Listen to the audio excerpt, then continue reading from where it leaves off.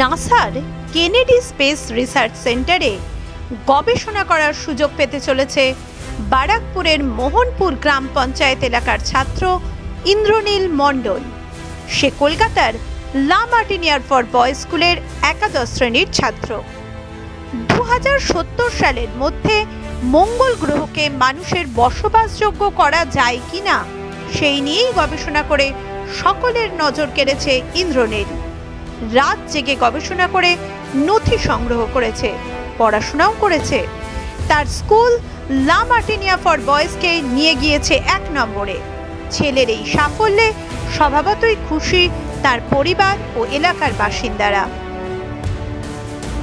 পঞ্চায়েতের আন্ডারে অধীনে এক ছেলে ইন্দ্রজিৎ মণ্ডল নাসা গবেষণাগারে চান্স পেয়েছে। আমরা তার জন্য আমরা এলাকাবাসী গর্বিত এবং আমরা মোহনপুর পঞ্চায়েতের যারা আছে আমরা গর্ববোধ করি।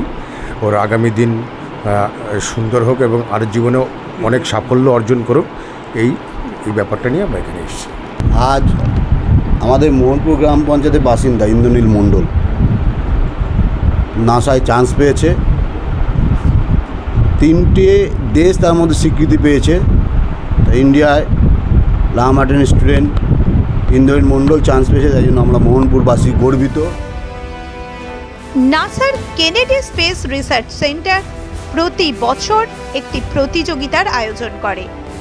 সেই প্রতিযোগিতার একটি নির্দিষ্ট থিম বা বিষয় দেওয়া থাকে। সেই বিষয়ের উপরে একটি প্রপোজাল লিখে জমা দিতে হয়। সেই প্রপোজালের উপরে ভিত্তি করে প্রাথমিক পর্যায়ের নির্বাচন করা হয়। মোট 4টে পর্যায়ে চলে নির্বাচন। প্রথমে রিজিওনাল লেভেলে রাজ্যের স্কুলগুলির মধ্যে থেকে সবচেয়ে যোগ্য প্রার্থীকে বেছে নেওয়া হয়। এরপর ন্যাশনাল লেভেলে দেশের মধ্যে সবচেয়ে সেরাকে বেছে নিয়ে চলে এশিয়ান লেভেলের নির্বাচন।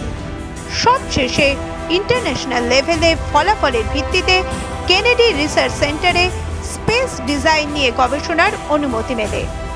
কেমন করে ছেলে এই জায়গায় গেল সেই গল্পই শোনালেন ইন্দ্রনীলের মা। খুবই গর্ব হচ্ছে এর উপরে যে ও আর ওকে প্রচুর পরিশ্রম করতে দেখেছি। ও খুব কেটেছে, যেহেতু এটা নাসার সাথে হচ্ছে তো টাইম জোনটা আলাদা থাকতো, ওর জন্যে এদেরকে এই প্রজেক্টের উপরে সারা রাত কাজ করতে হতো। তো তাই আমি ওকে দেখেছি রাত 3টে 4টে অবধি ভোরবেলা অবধি কাজ করতো, তারপরে স্কুলের জন্য 6টা সাড়ে 6টার সময় বেরিয়ে যেত। তো মানে আমি ওকে প্রচুর পরিশ্রম করতে দেখেছি আর খুব ভালো লাগছে যে ও সাকসেসফুলি ইন্টারন্যাশনাল লেভেল অবধি পৌঁছাতে পেরেছে। ইন্টারন্যাশনাল লেভেল এই কম্পিটিশনে 4টে লেভেল হয়। প্রথম রিজনালস হয়, যেটা ওয়েস্ট বেঙ্গলের মধ্যে শর্টলিস্ট করা হয় স্কুলগুলোকে। ওটাতে যে টপ করে সে ন্যাশনাল লেভেলসে কোয়ালিফাই করে, সেটা ইন্ডিয়ার মধ্যে। তো ইন্ডিয়ার মধ্যে যে কটা স্কুল খুব ভালো করলো, কোয়ালিফাই করেছে, তারপরে এশিয়ান রাউন্ডস হয়। তা এশিয়ান রাউন্ডসের মধ্যে লা মার্টিনের আবার টপ করলো অ্যান্ড রিচ দ্য ফাইনালস। ওটা হচ্ছে ইন্টারন্যাশনাল রাউন্ড। এবার ইন্টারন্যাশনাল লেভেলে আপনারা সবাই বেস্ট উইশেস দিন যে ও ভালো করে। এটা হচ্ছে স্পেস সেটেলমেন্ট ডিজাইন কম্পিটিশন। এটা ওরা মার্সের উপরে কিভাবে মানুষে বাস করতে পারবে পরবর্তীকালে। এবছর প্রতিযোগিতার বিষয় ছিল মঙ্গল গ্রহ। 2070 সালের মধ্যে লাল গ্রহকে মানুষের বসবাসযোগ্য করা যায় কিনা সেই নিয়েই গবেষণা ইন্দ্রনীলের। দিন রাত এক করে এই প্রজেক্টে কাজ করার সুযোগ পাওয়ার জন্য চেষ্টা করে ইন্দ্রনীল, আর তাতেই মিলেছে সাফল্য। এদেশের বিভিন্ন স্কুলের ছাত্রছাত্রীরা এই প্রতিযোগিতায় অংশ নিয়েছিল। তাদের মধ্যে একমাত্র ইন্দ্রনীল সুযোগ পেলেন। তার কঠিন পরিশ্রম সফল হলো। সবার আগে তো মায়ের যতটা কন্ট্রিবিউশন ওটা কারোর নেই, মায়ের জন্যই এতটা করতে পেরেছি।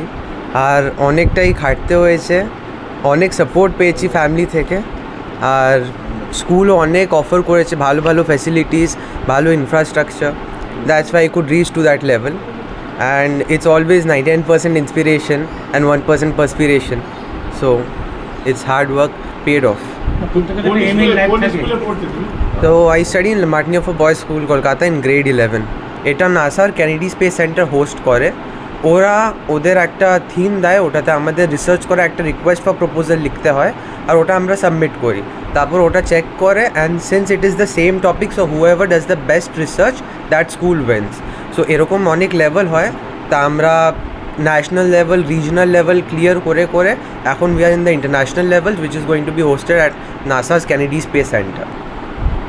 মোট কতজন এতে যাচ্ছে একটু আগে যেটা জানতে পারলাম যে প্রজেক্টটা কি 2070 সালের?